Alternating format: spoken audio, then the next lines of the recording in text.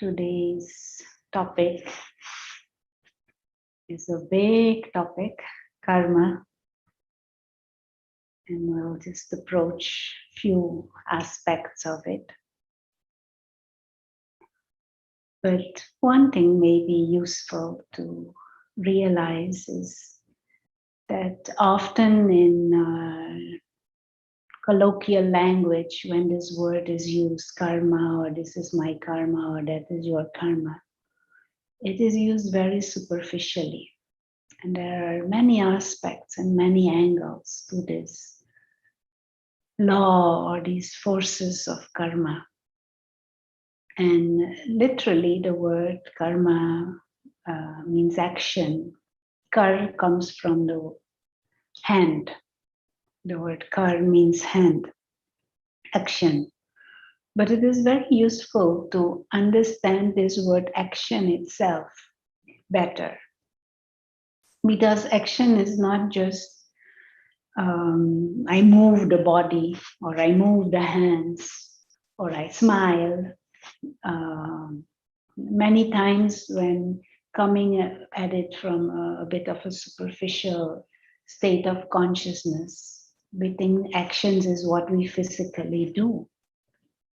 But from the spiritual knowledge, there is the deeper understanding that a thought is also an action performed by the soul, an action performed by the invisible experiencer, the invisible traveler who creates a thought. And so the creation of that thought in itself is an action. Having certain feelings is also action. Having a certain attitude is also an action. Having certain intentions, these are also actions of the being of consciousness. And also what we speak, our words, they are also actions.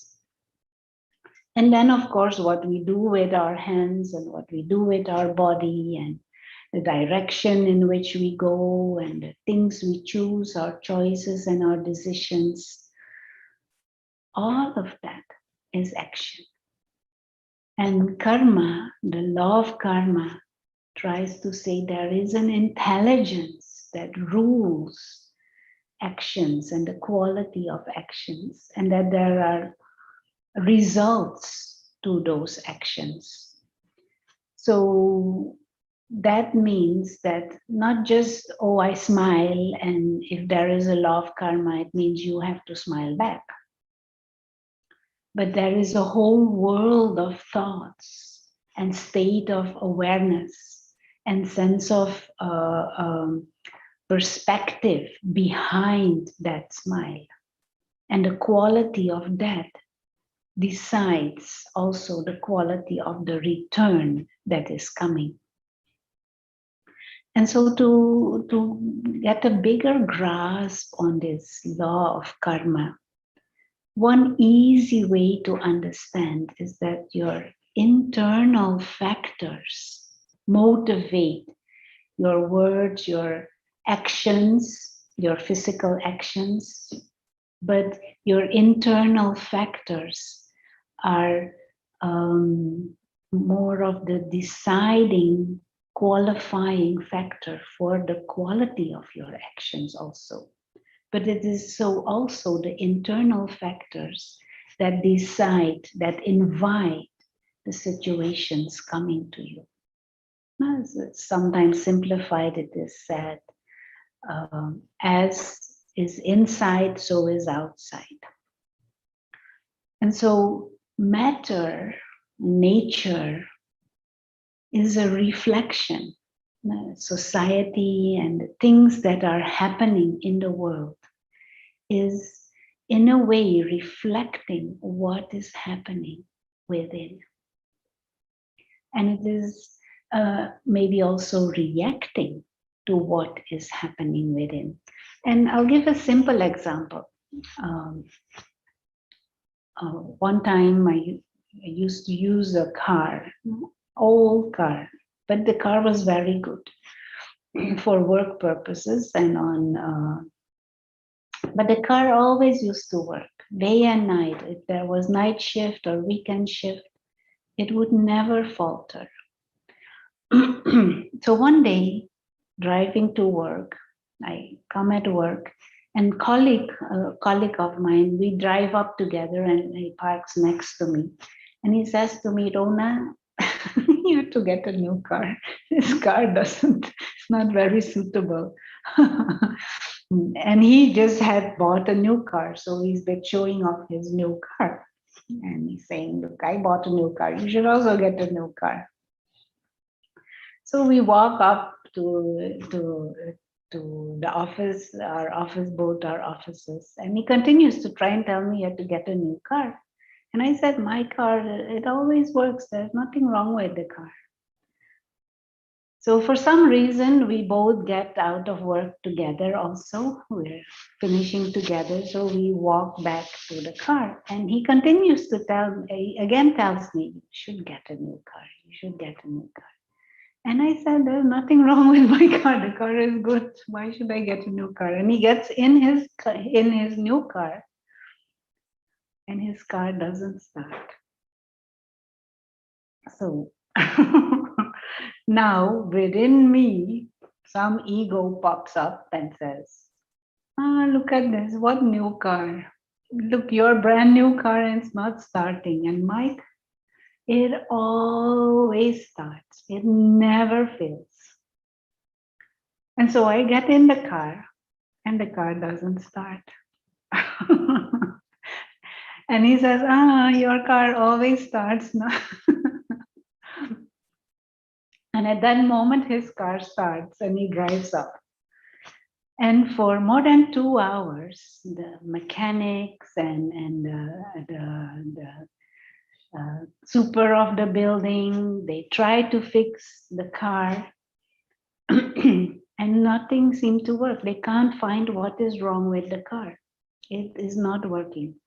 So he said, Rona, let's go inside and we'll go and call a taxi. But before calling the taxi, I said, let me sit in meditation first. Let me shift my mind. Let me practice some the things in a more deeper way before I call. So I sit in meditation and remove everything from the mind. Just focus on the self as a being of consciousness and experience that deeper meditative state. And when the meditation finishes, I'm picking up the phone to call the taxi, but thought comes, try one more time. And so I go out, try the car, and it starts at that moment. Now, I feel this was just life teaching me a lesson. Teaching him also, because he was so boastful about his new car, so it didn't start for a little while. And then I was boasting my old car, it always starts, and it didn't start. And the mechanics couldn't find anything wrong with it. Nothing was wrong. And it just started after I shifted my state of mind. Now, when observing life in general and trying to observe Rona and Rona's life, I always, if I'm sincere, and if I'm using the spiritual knowledge, if I'm sincere, I always find inner reasons for things that come my way. And once I drop the ego, once I drop the limited thinking or the limited belief systems or the limiting attitudes, many times things shift around. And this is the deeper understanding of karma. As are the internal factors, they are inviting the external factors. And if external factors are are unpleasant or maybe even of pain, it is because there's something nature or something matter, something this drama of life is trying to teach the soul to correct the inner posture.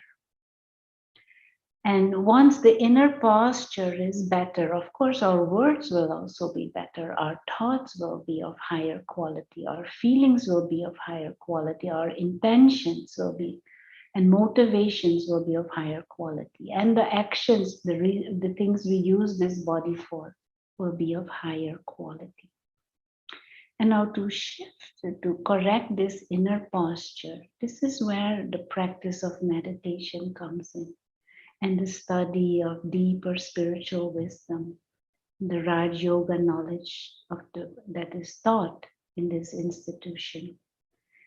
Because the deeper spiritual insight is that humanity has lost that inner positioning that was spiritual. Over time, we have started to identify with what is perishable. We've started to grow attached to perishable things.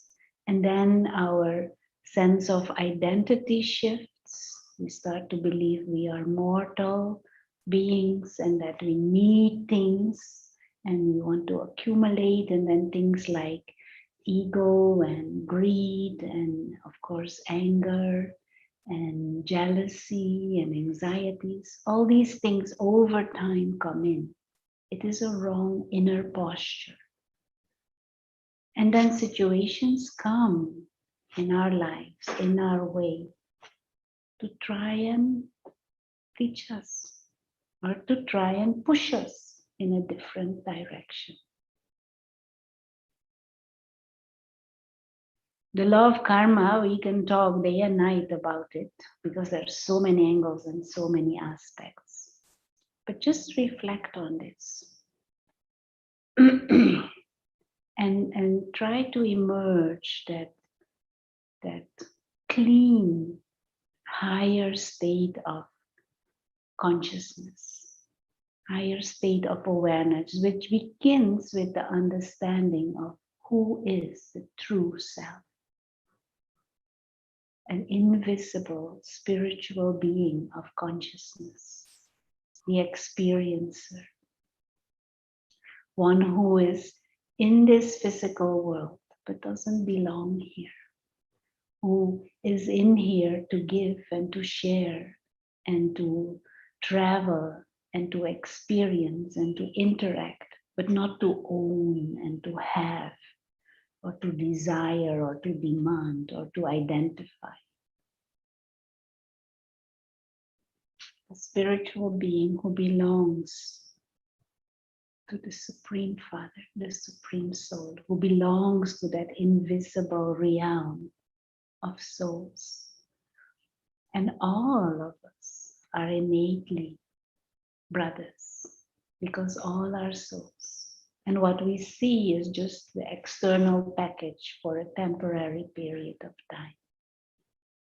So let's take a few moments to kind of reinforce that, because the real aim of meditation and the content of accurate, proper meditations is reinforcing that spiritual identity and freeing ourselves from those limited beliefs of that ties us into a body conscious self-image.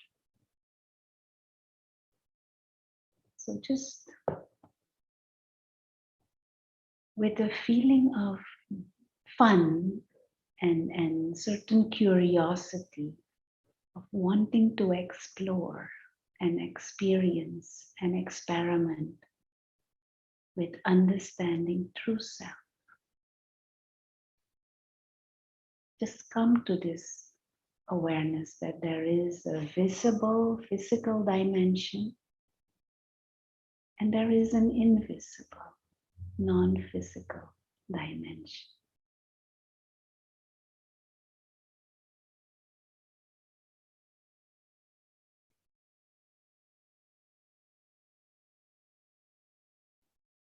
Body belongs to that physical, visible dimension.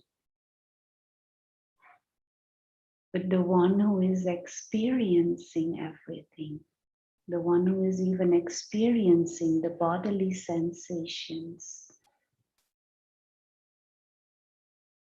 is the soul, the invisible experiencer.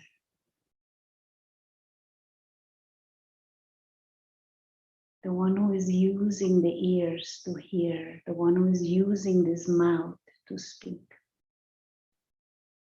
It's this being of light, eternal, timeless soul.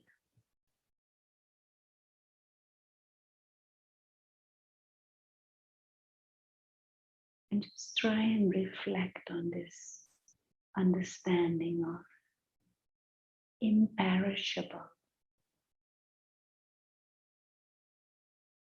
The real self is imperishable.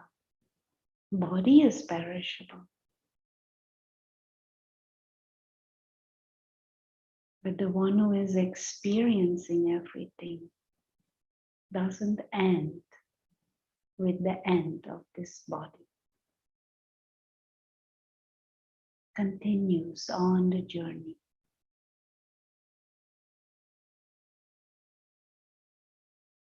Timeless, immortal, being of peace,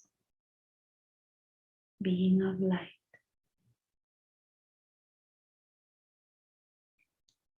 Innately godlike in nature. Because this being of light is child of the Supreme Soul, God, who is like an ocean of light, ocean of wisdom in character. God doesn't have a body of his own. God always remains in that bodiless state of awareness, always aware of the non-physical and the eternal and the timeless.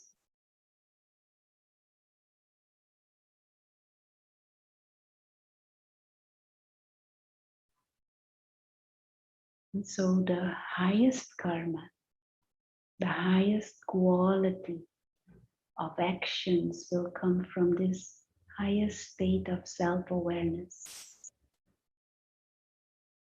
Timeless, imperishable, invisible, spiritual being, innately divine in nature, who belongs to that dimension of light and to this family of beings of light, and who belongs to God, and who is like God.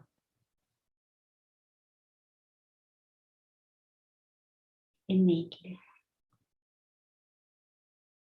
All that happened is we forgot and moved away from that innate nature and covered up with all kinds of ego and limited karmas. And then matter reacts to that.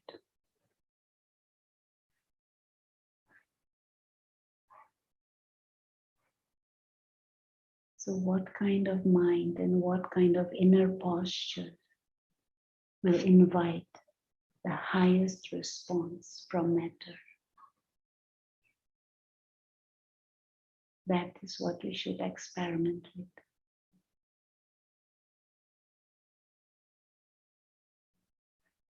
Thank you and have a good day.